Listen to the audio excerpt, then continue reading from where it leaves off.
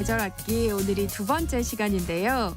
우리를 과학의 세계로 안내해 주실 선생님입니다. 서울신문 유용아 과학전문기자 함께합니다. 어서 오세요. 안녕하세요. 네, 지난주 이 시간에는 우리가 숙면의 비밀을 풀어봤잖아요. 근데 오늘은 또 잠과는 좀 다소 거리가 먼 이야기를 준비해 오셨다고요. 네, 이번 주는 숙면의 적이라고 지난주에 말씀드렸던 커피에 관해서 이야기하려고 합니다. 잠만큼 커피에 관해서도 과학자들이 관심이 많습니다. 오늘은 커피의 과학에 대해서 살펴보려고 합니다. 거리 걷다 보면 커피 가게 정말 많이 보이잖아요. 그렇죠. 근데 그렇게 많은 가게들이 있다는 건 또 그만큼 커피를 좋아하는 사람들이 많다는 뜻인데 우리가 좀 커피를 많이 마시는 편이에요? 뭐 말씀하셨다시피 한국은 이제 전 세계적으로 알아주는 커피 소비 대국입니다. 시장 조사 기관 유로모니터에 따르면 2023년 기준으로 국내 1인당 연간 커피 소비량은 405잔에 달하는 것으로 조사됐습니다. 전 세계 평균치가 152잔인데 2.5배를 훌쩍 넘는 수치입니다. 더군다나 커피를 물처럼 마신다고 하는 미국인들이 1년에 318잔을 마신다고 하니까 87잔을 더 마시는 셈입니다. 또 식품의약품안전처에 따르면 2022년을 기준으로 음료류 품목별 국내 판매액 중 전체 음료 시장에서 커피류가 차지하는 비중이 30.8%로 탄산음료 25.5%보다 높은 것으로 확인됐습니다. 우리나라 사람들이 커피를 많이 마시는 이유는 뭘까요? 공식적으로 커피를 많이 마시는 이유에 대해서 조사한 것은 없지만요. 그 빨리빨리를 강조하고 높은 업무 집중도를 요구하는 한국 특유 문화를 꼽는 분들이 많습니다. 네. 또 쉽게 피로해지기 때문에 피로 해소와 집중력을 높이기 위해 수시로 커피를 마신다는 건데요. 더군다나 또 일상 공간에서 쉽게 매장을 찾을 수 있을 정도로 커피 소비 인프라가 잘 갖춰져 있기 때문으로도 분석됩니다. 또 식사를 다 같이 한 이후에 커피를 마시는 그 문화도 또 커피 소비에 한 그렇죠. 몫을 하고 있는 것 같은데요. 그런데 커피는 점심 이후에 마시는 것보다는 아침에 마시는 게 좋다고요. 네, 그렇습니다. 많은 분이 또 아침에 일을 시작하기 전에 커피를 마시거나 심지어는 뭐 깨자마자 커피를 찾는 분들도 계시잖아요. 그렇지만 전반적으로 본다면은 점심 식사 후에 커피보다는 모닝커피가 건강에 도움이 된다는 연구가 최근에 발표됐습니다. 네. 이 연구는 미국 툴레인대와 하버드대 의대, 조지 워싱턴대 공중보건연구소가 함께 한 것인데요. 이 사람들은 아침, 정확하게 말하면 오전에 마시는 커피가 그 하루 중에 다른 때 마시는 커피보다 건강에 도움이 된다고 밝혔습니다. 모닝커피를 즐기는 사람들이 다른 때 커피를 마시는 사람보다 심혈관 질환을 비롯해서 다른 요인으로 사망할 위험이 현저하게 낮아진다는 내용인데요. 이 연구는 국제학술지 유럽 심장학 저널에 실렸습니다. 근데 저는 일어나자마자 빈속에 좀 마시면 속이 쓰리더라고요. 그렇죠. 그래도 뭐는 좀 먹고 그렇죠. 간단한 거라도 먹고 마시면 좋을 것 같은데 구체적으로 어떤 연구를 한 거예요? 네, 연구팀은 1999년부터 2018년까지 미국 국민건강영양조사에 참여한 성인 남녀 4만 725명을 대상으로 커피를 마시는지 여부와 마신다면 또 얼마나 많이, 언제 마시는지 조사했습니다. 또 이 중에서 1,463명을 무작위로 골라서 일주일 동안 상세한 식사 일지를 쓰도록 했고요. 그리고 이들을 10년 동안 추적 조사했습니다. 연구에 참여한 사람들 그 36%는 정오 전에, 그러니까 모닝커피를 마시고 16%는 하루 중에 아무 때나 커피를 마시고 또 48%는 커피를 전혀 마시지 않는 것으로 나타났는데요. 그런데 커피를 전혀 마시지 않는 사람보다 모닝커피를 마시는 사람은 그 모든 원인으로 사망할 확률이 16%, 그리고 심혈관 질환으로 사망할 확률은 31% 낮았습니다. 네. 재미있는 것은 모닝커피를 한 잔 이하로 마시는 사람들은 모닝커피를 두 잔에서 세 잔 또는 세 잔 이상 마시는 사람들보다 심혈관 질환이나 각종 건강 위험 감소 효과가 더 작은 것으로 나타났습니다. 그러니까 커피 마시는 효과를 극대화하려면 오전에 두 잔 이상 커피를 마시는 게 좋다는 말씀입니다. 그러니까 연구 결과를 보면 일단 커피를 한 잔 넘게 마셔야 된다는 건데 그렇죠. 정확하게 뭐 몇 잔 정도가 적당하다 이런 연구도 있어요? 네, 물론 그런 연구도 있습니다. 스위스 바젤대, 쥐리히대, 베른대 등 연구팀은 하루에 5잔 이상 커피를 마시면 인지기능 저하를 막는데 도움이 된다는 연구 결과를 와. 미국 심장협회 저널에 발표했습니다. 앞서서 커피가 심혈관 질환을 예방해준다고 말씀을 드렸는데요. 네. 심장에 불규칙한 맥박을 일으키는 부정맥의 일종인 심방세동이라는 질환이 있습니다. 발병 원인은 정확하진 않지만요. 심방세동이 오래되면 뇌졸중을 유발할 뿐만 아니라 인지 기능도 떨어진다고 알려져 있습니다. 그래서 연구팀은 스위스 신방세동 코우트 연구에 참여한 사람 중에서 평균 연령 73세의 남녀 2,413명을 대상으로 1년 동안 매일 커피 섭취량을 조사하고 최근 8년 동안 뇌졸중, 혈액염증 지표, 뇌영상, 인지검사 결과를 비교 분석한 겁니다. 그래서 결과는 어떻게 나왔어요? 네, 카페인이 포함된 커피를 하루 5잔 이상 마시는 사람은 커피를 마시지 않거나 하루에 1잔 미만으로 마시는 사람들보다 인지 측정 점수가 더 높게 나왔다고 합니다. 커피 섭취량이 많은 사람은 하루에 1잔 미만으로 마시는 사람들보다 과제 처리 속도, 시각 운동 조정, 주의력 점수가 11% 높았고요. 인지 연령은 무려 6.7세, 더 젊은 것으로 나타났습니다. 혈액염증 지표도 매일 5잔을 마신 사람들이 1잔 미만 마신 사람들보다 20% 이상 낮았다고 하고요. 이런 효과가 나타난 이유는 커피 속에 포함된 카페인, 마그네슘, 니아신이라고 부르는 비타민 B3 등 활성 성분하고 염증 억제 화학물질들 때문이라고 연구팀은 설명했습니다. 커피 효과를 연구하는 많은 연구에서 많이 마신다고 하는 한계를 5잔 정도로 보고 있는 겁니다. 커피를 즐겨하는 저로서는 안심이 되는 연구긴 한데요.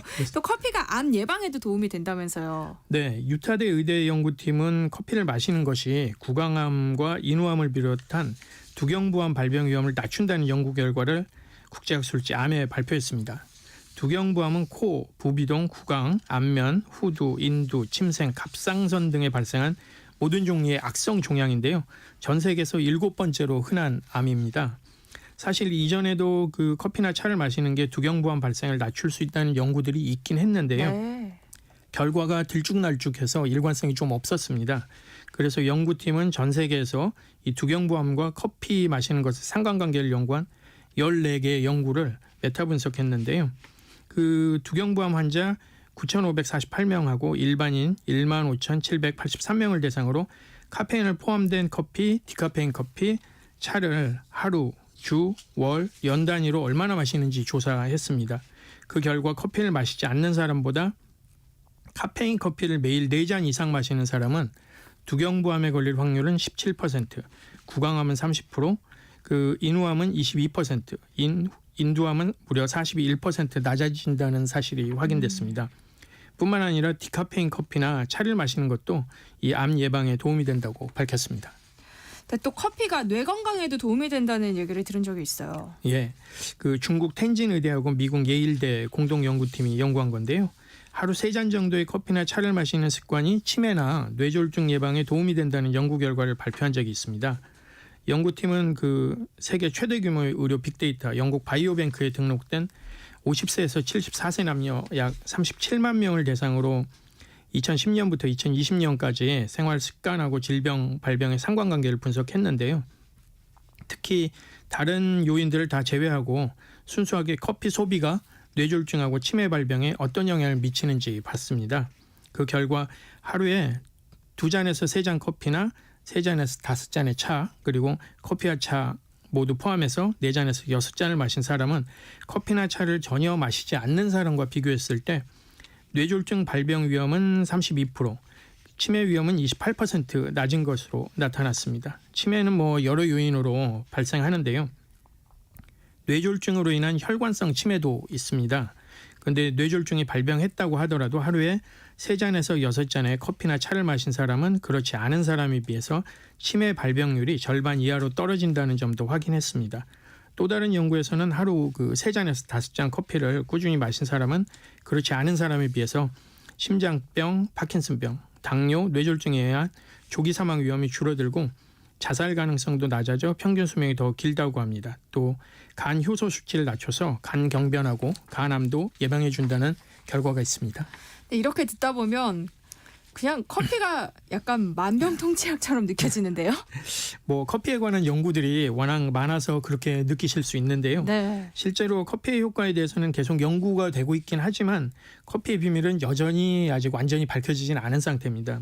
아스피린 연구하고 비슷한데요. 네. 그 커피 속에는 각성 효과를 내는 카페인하고 항산화 물질인 폴리페놀 성분을 비롯해서 아직 밝혀지지 않은 수백 가지 화학 성분이 있는 것으로 알려져 있습니다.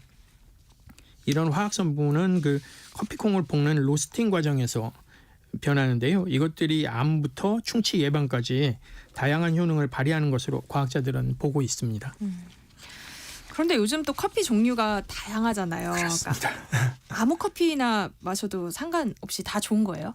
사실 요즘 커피 매장에 가면 뭘 골라야 할지 한참 고민해야 될 정도로 커피 종류가 많잖아요. 네.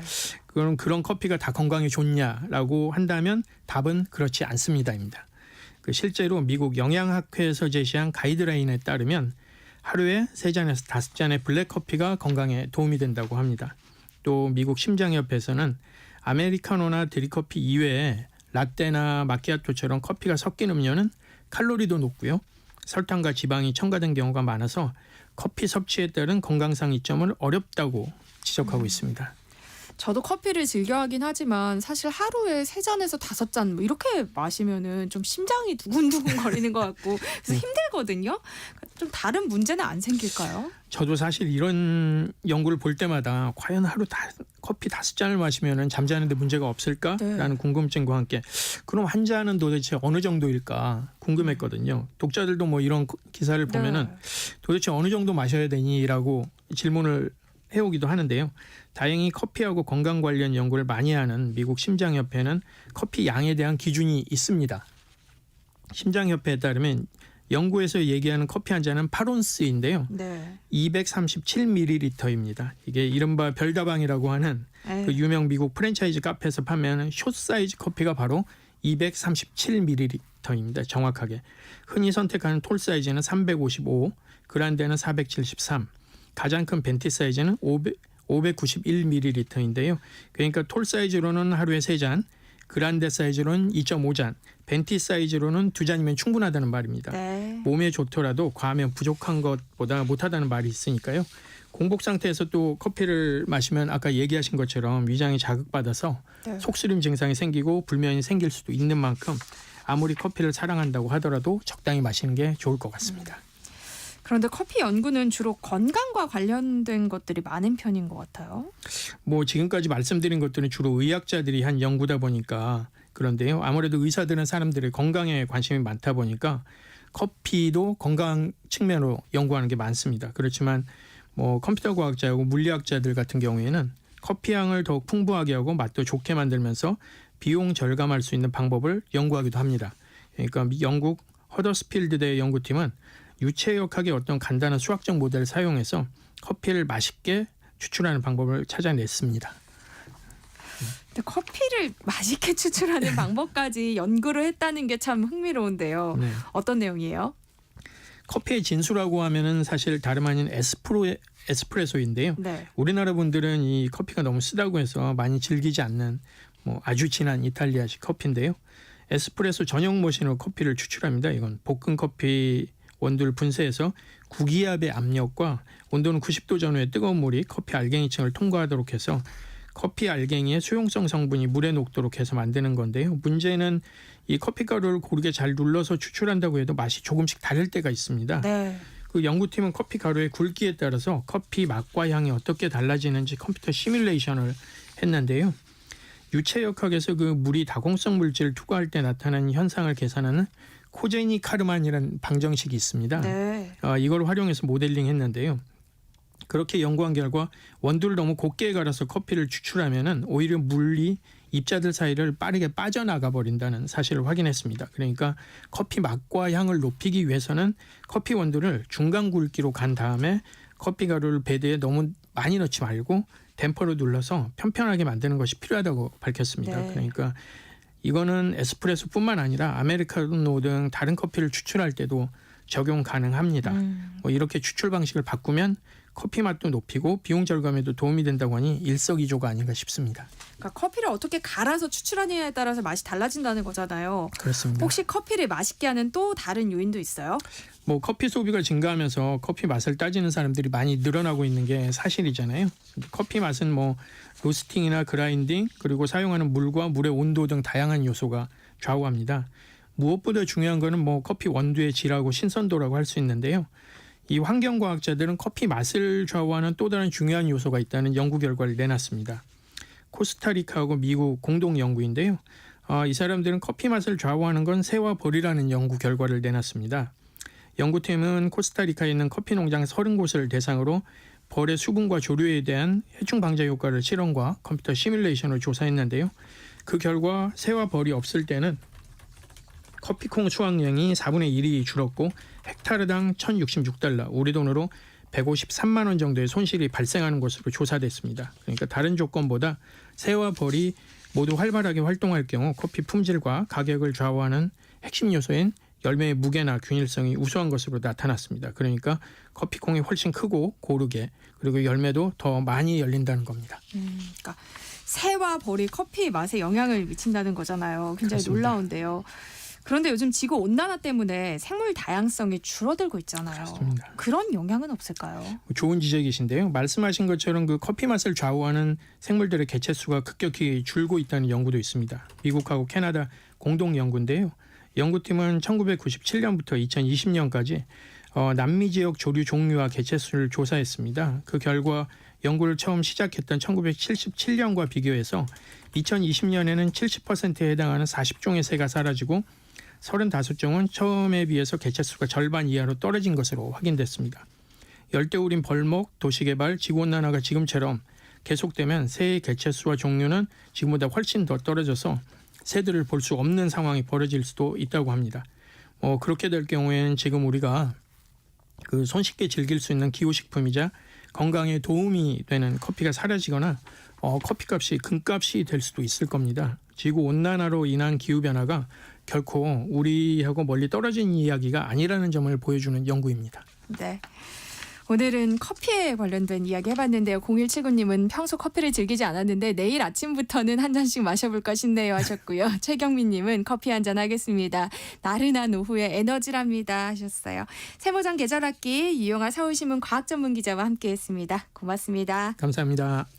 네, 세상의 모든 정보 여기서 마무리하겠습니다. 모바일 쿠폰 당첨자는요. 홈페이지